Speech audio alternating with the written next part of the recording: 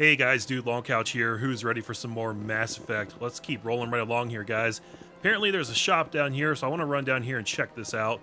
Although if it's anything like the last shop that we found, I'm not going to really be able to afford anything. At least nothing good.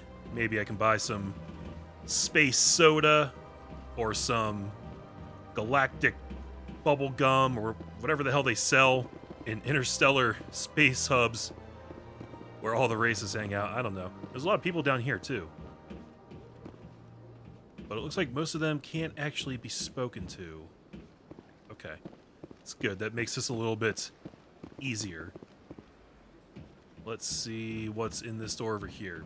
This says to CSEC Academy. I thought there was a shop down here. Maybe I misunderstood the directions we got earlier. Or maybe somebody was messing with me. That says to embassies, and that says to the tower. Okay, well, let's go in here anyway. You must talk to the council to gain access to the wards. Okay, let's not do that. Never mind. The Citadel Tower is the tall white structure far off to your right. It houses the council and is the heart of Citadel politics. Got it. Alright, well, let's roadie run over here. Maybe we'll find something else. Actually, does this shuttle go somewhere? I guess not. Looks like you can park there. Well, somebody has authority to park there. I don't know whose parking spot it is. It must be somebody important, though.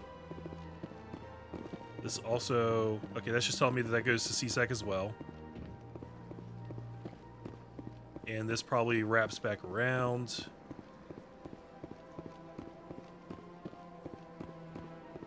Yep, that would be where we came from. So, let me just take a look at this. Presidium locations, and we can go to the tower. Yeah, so we won't have access to most of these until we actually go to these places. We can't just travel there directly. I see that. Well, at this point we can either go across the bridge here or we can keep heading down that way. That goes towards the tower, I believe. Maybe we should do that first because I think that'll get us to the council, and then that'll get us access to CSEC. But then again, the council is where we're heading for the main story, so maybe it makes more sense to come over here first. Then we'll just have to remember that CSEC's down there, and we'll go check it out a little bit later. The good news is that there are helpful directions set up all over this place. So even though it's kind of large and twisty, it seems pretty difficult to get lost completely. 5 times? Why? What do they want? How should I know? It's not like Keepers offer an explanation for what they're doing. And yet, everyone just lets them go on doing whatever it is they do. What choice do we have? If you try to stop them, they just shut down and another one replaces it. Just strange that we know so little about them. Not to mention frustrating. Right. I think... Yeah, these guys right down here, I think these guys are the Keepers they were just talking about. We can never talk to them, and they don't seem to do anything except run the Citadel. And I think there's just kind of a mystery. Like, they're just here doing things, and nobody really knows why or, like, what makes them tick, but we just kind of let them do their thing because they seem to keep things in order. Weird. What's up, Nelina? Welcome. I am Nelina. I don't recognize you as one of our expected clients today. Would you like me to see when the consort will be able to meet with you? Okay, we found the consort, guys. Can't I just go in? I'm afraid not. Yeah, you must understand there are many who seek the consort services. But if you wish to leave your name, she'll make every effort to meet with you. Commander Shepard, with the Alliance Navy. Excellent. You should hear something in, 3 or 4 months. That's a bit of a wait. Are you serious, or forget it? I mean, we might as well put our name in, right? Nobody's worth that much of a wait. Well, that's not for me to judge. I have your name, and you'll be contacted. Is there anything else? What do you do here, Nelina? I'm one of the consort's acolytes. Many of the people here today will not see the consort, but they expect to be attended to just the same. It's our job to ensure that they leave contented. Yeah, gonna need more info on that one. What exactly do you attend to? Well, each acolyte has her unique abilities. Some soothe with song, others with conversation. As much as possible, we seek to match the needs of our clients to the skills of our acolytes. My specialty is touch. My fingertips can find every tension point in your body and relieve it. You know, now you're starting to talk my language, lady. I'd like to try out your services. Excellent. I'll add you to our client list. We should be able to see you in 3 or 4 months. Okay, well, you already said that. I gotta try this other option now. Nobody's worth that much of a wait. It's exactly the same. Well, that's not for me to judge. I have your name and you'll be contacted. Is there anything else? Okay. What is the Consort? What does she do? It's difficult to explain. She's many things to many people and something different for each. Some seek her for advice, some for entertainment, others still for pleasure. Most of the time, our clients won't realize what they were seeking until after she has provided it for them. You make her sound like some kind of oracle. No, not in the usual sense. She's merely a woman with remarkable compassion and a generous spirit. I suggest you make an appointment and see for yourself. Yeah, if I'm being honest, it just sounds like they're bullshitting me right now. I think I'm done here. Oh, well, I hope you'll return again in the future. We always enjoy seeing new clients. Nelina, Yes, Sha'ira? send the commander up to see me. I wish to speak with her. Oh. Yes, of course, mistress.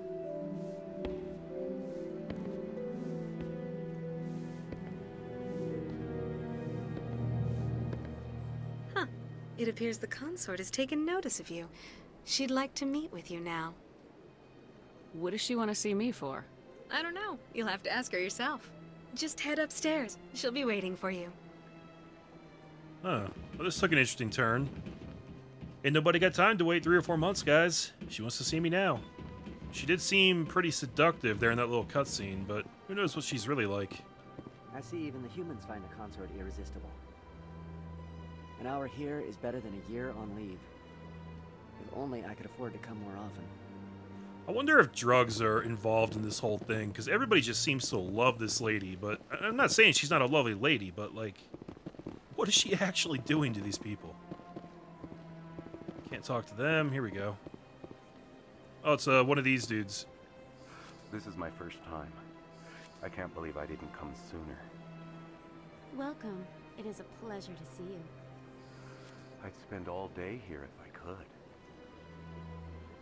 Okay. Yeah, I don't know if I'm on point with my assessment or not, but this just kind of seems like, you know, a space brothel. Like a high-class space brothel. You're with the Alliance? My brother's a private back on Earth. Oh, yeah? The consort is a wonderful person. She has quite a gift. I recognize this lady's voice, but I can't remember where, where I've heard it or what it's from. You're with the Alliance? My brother's a private back on Earth. I think she's from, like, some kind of Nickelodeon show. It sounds really familiar.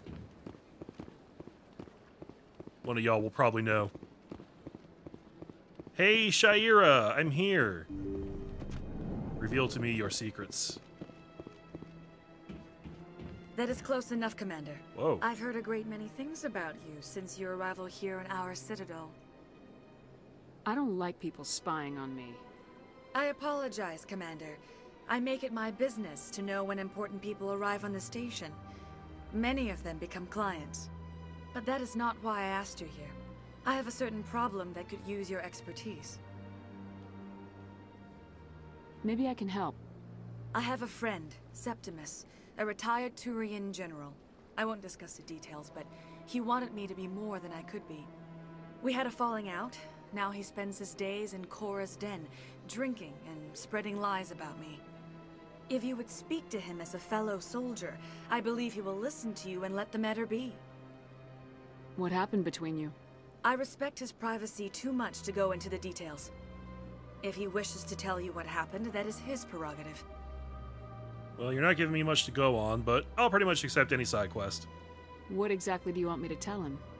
Appeal to his sense of honor. Remind him of his position as a general. If you can convince him to stop spreading lies about me, I would be very grateful. Now I must ask you to take your leave. I have many clients waiting to see me. What exactly did she do to me right there? Was that a hug, or was that something more? I don't know. I'll talk to her again. Please, Commander. I ask that you return to me only after you have spoken with Septimus. Okay. So, is that in my journal now? As an assignment? Citadel, Asari Consort. The Asari Consort, Sha'ira, has asked you to speak to General Septimus. She's concerned that this former client is spreading false accusations that could damage her rep. Yep, that'd be bad. I don't know why these aren't... Oh! I was gonna say, I don't know why these aren't showing as red. It's because I can go in, I can drill a little deeper and figure out exactly what I'm supposed to do. So for these two, I need to head to the Sensory System in the Hawking Netta Cluster and investigate the strange biotic commune. And for this, I gotta go to the Hydra System in the Argos Row Cluster. For this, the General is at Korra's Den in the Lower Wars, asking him to stop spreading rumors about the Consort. Okay. Yeah, we're gonna get there eventually. We'll definitely do that. Glad I stopped in here and did this. Sha'ira seems like the kind of person who could be a little dangerous. She might be lying to us. She might not be completely on the up and up, but she seems very powerful and like the kind of person that you want to have on your side, right? So we'll try and do right by her. Just looking for people to talk to. Not seeing any of that. Here's a big old statue of some terrifying looking dude. And here's Elvira. I mean, Avina. Yeah, that's it. Avina. Welcome to Presidium Tourism Terminal 3. Here in the financial district, a number of businesses offer various goods and services to their exclusive clientele. The statue you see before you was commissioned to honor the Krogan soldiers who gave their lives to protect Citadel space during the Rachni Wars. In the aftermath of the Krogan Rebellions, several embassies petitioned to have the statue removed. However, this motion was eventually quashed by the Council. Interesting. Tell me about these Krogans. Tell me more about the Krogan Rebellions. In recognition of their efforts during the Rachni Wars, the Krogan were granted several new colony worlds by the Council. Over the next 400 years, the Krogan species began to expand. Blessed with an extremely high birth rate, their numbers began to swell. Faced with a critical overpopulation crisis, the Krogan started a violent colonization of nearby worlds inhabited by other Council species. The Krogan Rebellions had begun. For a full century, the Council and its member species fought to bring the Krogan under control. With the aid of the newly discovered Turian Empire, they were ultimately successful. You needed the Krogan to stop the Rachni. Then you needed the Turians to stop the Krogan. So who's gonna stop the Turians? I am sorry, but that question is beyond my programming parameters. The Turians are members of the Citadel Council. They are not a threat to galactic peace. Yeah, tell that to Saren. Why did the Council fight so hard to keep the statue?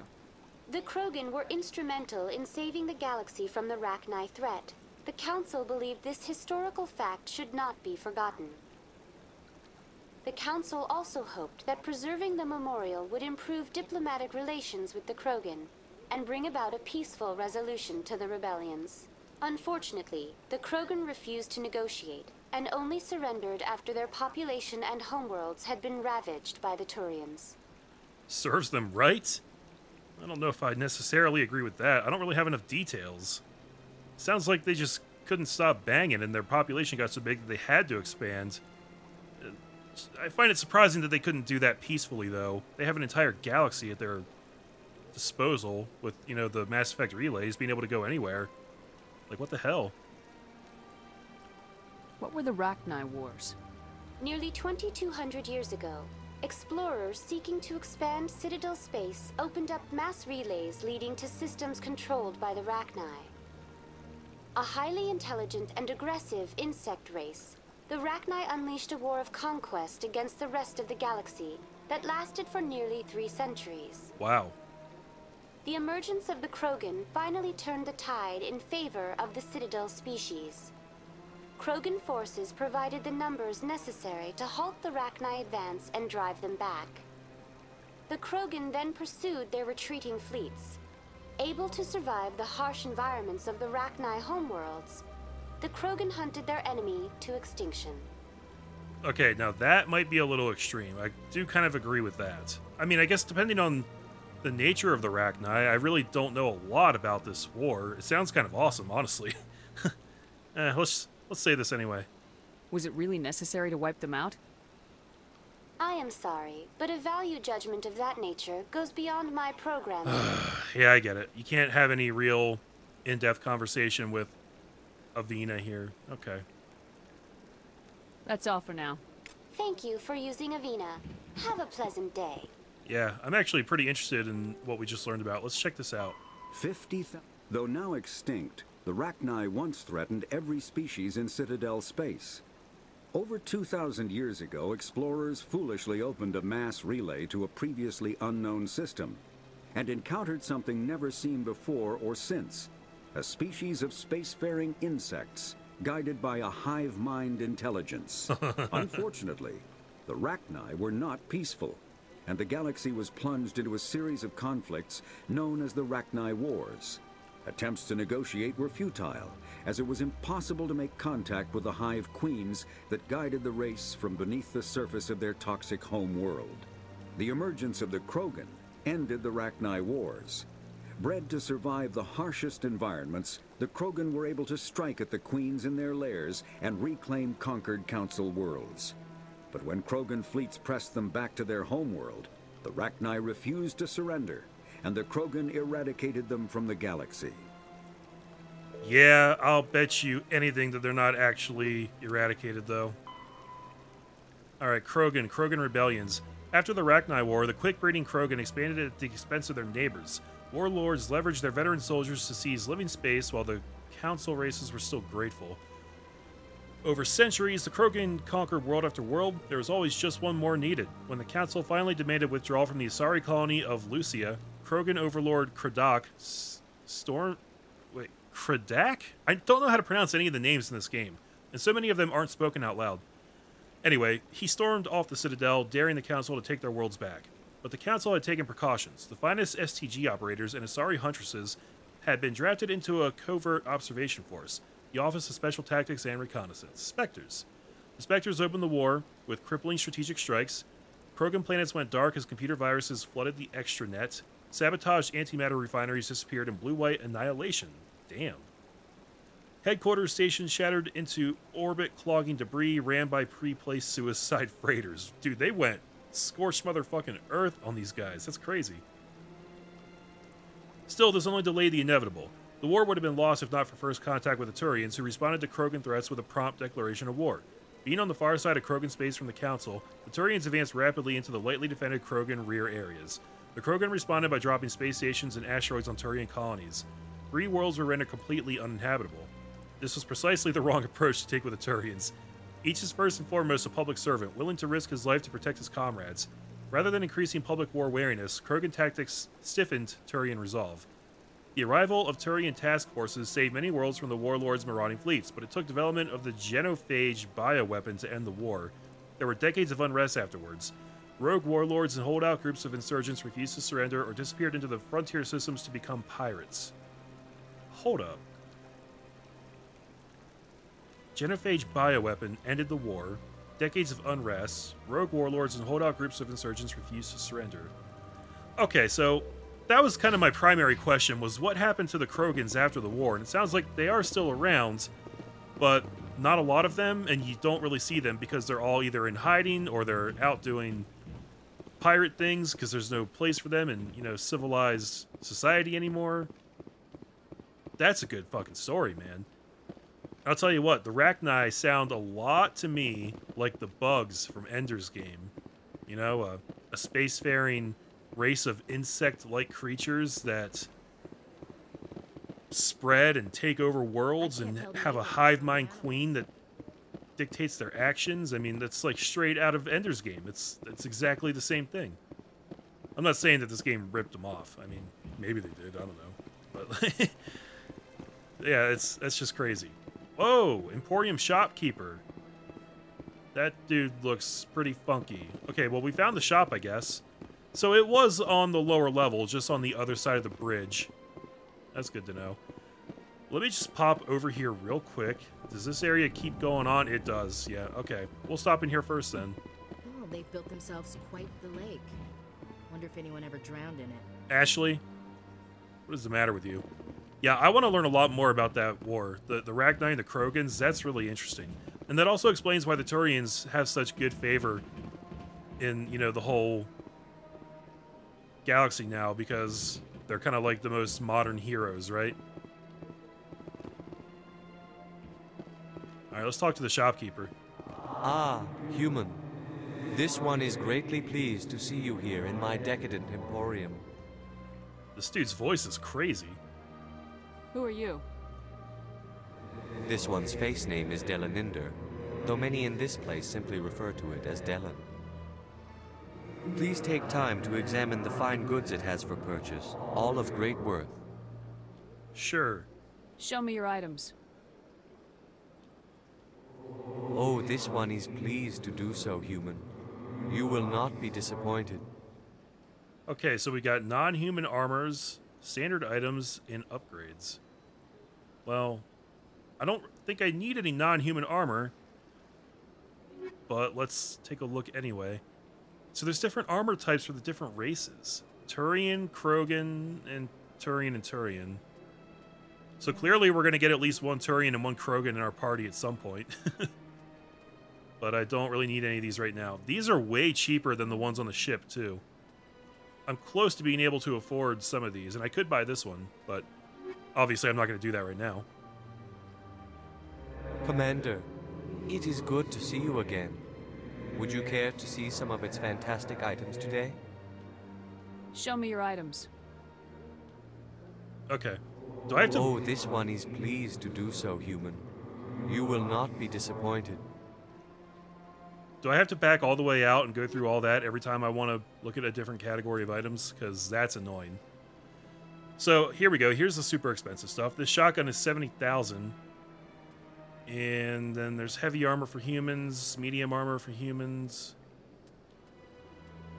Yeah, like, what's even the point of looking at this right now? Well, here's a Citta Foundation license. Citta Foundation license for the Normandy Quartermaster. What the hell does that mean? And should I buy this? It's only 100... Omni Gels, I think, is the name of the currency. Light armor for Corians. Medium armor for Turians. Yeah. Here's medium armor for me. Not even close to being able to afford it, though. Okay, I do have things to sell. I was about to say, can I sell stuff? Because I should have some stuff that I don't need anymore, right? I guess... That's an armor upgrade. I should keep that. I should probably put that on. I don't know when I picked that up. Grenade upgrades, weapon upgrades. Okay, I think I can sell some of these things, though. These older weapons that I've swapped and replaced. So, hopefully I won't miss any of this stuff, but I think I'm just gonna get rid of these. I have medium armor for a Krogan. It only sells for 25, so I think I'll just hang on to it, because I might need it at some point. Sell all this stuff too. Heavy armor for humans. I can't use that, but I might want it for another party member. Okay. Yeah, the rest of the stuff I'll hang on to, I think. There's a buyback system. I just want to change the category that I'm looking at. Is there no easy way to do that? I don't think there is. Very unfortunate. Commander, it is good to see you again. Show me your items. Okay, I can skip this. I figured it out. Oh, this one is pleased. Good. It's a non-standard button. It's the X button. So we've got chemical rounds for ammo, cryo explosive for grenades, and a stimulant pack for armor. I could afford 2 of these. Probably don't want to be spending all my money on this stuff right now, though, because I don't know, like, what of these I'm going to want and all that good stuff. All right. Let's talk to this guy for real. Commander, it is good to see you again. What exactly do you sell? Only the finest and most luxurious items that credits can buy. This one is able to procure almost any item the human would desire, for a price naturally. Why do you refer to yourself as this one and it? For the same reason that humans are so inquisitive. It is part of our culture. Specifically, Hanar only refer to themselves in the first person with family or intimates. And we rarely do so with other species. It is just our way. Okay, that's fine. Who are you? This one's face name is Delaninder, though many in this place simply refer to it as Delan. Please take time to examine the fine goods it has for purchase, all of great worth. Yeah, I wouldn't say all of them are. You know what, though? Show me your items. Oh, this one is pleased. I think I will go in and buy this thing at the bottom because it's only $100 and it could be important. I might want it later. So now I have it. And we got another codex entry. Probably for this guy's race, right? Non-council races. The Elcor. The Hanar are a citadel species known for excessive politeness. They speak with scrupulous precision and take offense at improper language. Oh shit. Hanar that expect to deal with other species take special courses to help them unlearn their tendency to take offense at improper speech. All Hanar have two names. The face name is known to the world. The soul name is kept for use among close friends and relations. Hanar never refer to themselves in the first person in conversation with someone they know on a face name basis. To do so is considered egotistical. So instead they refer to themselves as this one, or the impersonal it. Their homeworld, Kaje, has 90% ocean cover and orbits an energetic white star, resulting in a permanent blanket of cloud. Due to the presence of Prothean ruins on the world, many Hanar worship them, and Hanar myths often speak of an elder race that civilized them by teaching them language. An elder race? I wonder if that was the Protheans. I mean, they would probably tell us if it was, right? I don't know. Kaja sounds cool, though. 90% ocean water and orbits an energetic white star, resulting in a permanent blanket of clouds. That just sounds like a really beautiful place to be. I would like to go hang out there. What else did we get? Technology. Credits or creds. The standard credit was established by the Citadel's Unified Banking Act as the currency of interstellar trade. Okay, so credits are different from Omnigel. The credit has a managed floating exchange rate calculated in real time by the central bank to maintain the average value of all participating currencies. Some regional currencies are worth more than a credit and some less. Hard currency can be stolen or counterfeited, so electronic fund transfers are the norm. More importantly, physical transactions cannot be easily tracked, making them ideal for tax evasion or the purchase of illegal goods. When the Alliance joined the Citadel, its various national treasuries were linked into the credit network. A human with a bank account of Mexican pesos, Japanese yen, or Indian rupees can purchase any item priced in credits at fair market value. All economies that participate in the credit network are required to price items in both local currency and credits. Well, that's very inclusive and sounds awesome.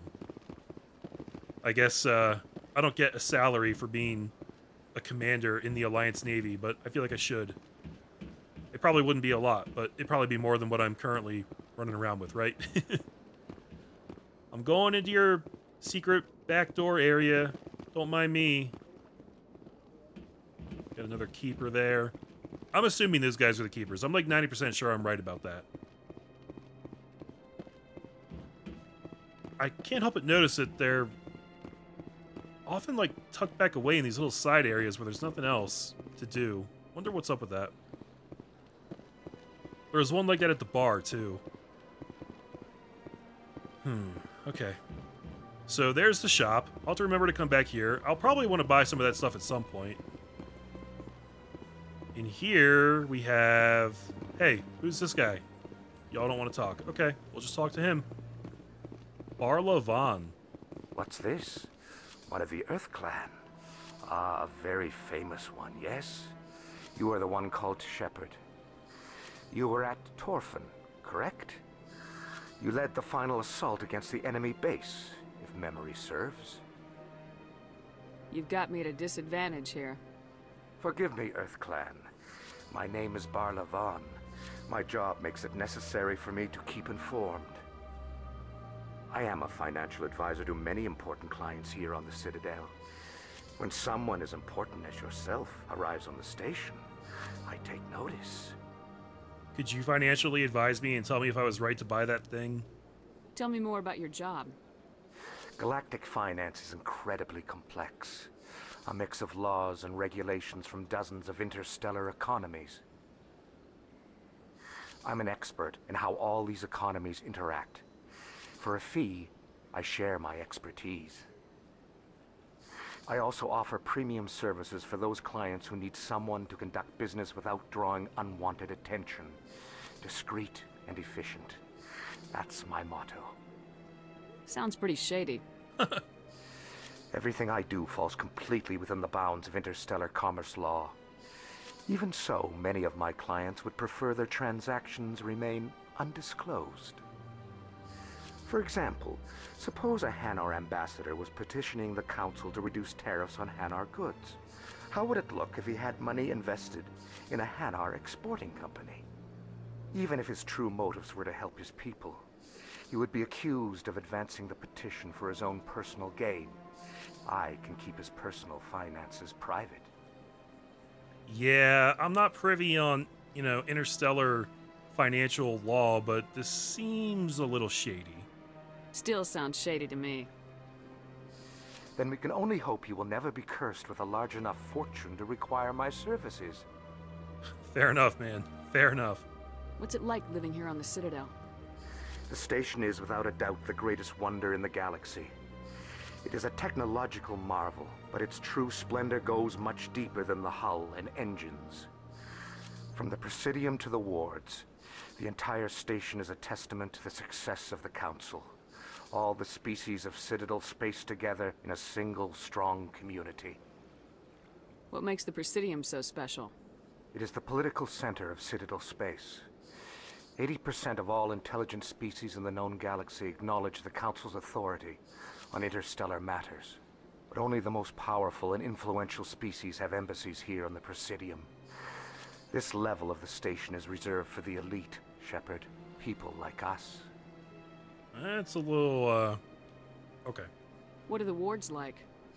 The cultural heart of the galaxy.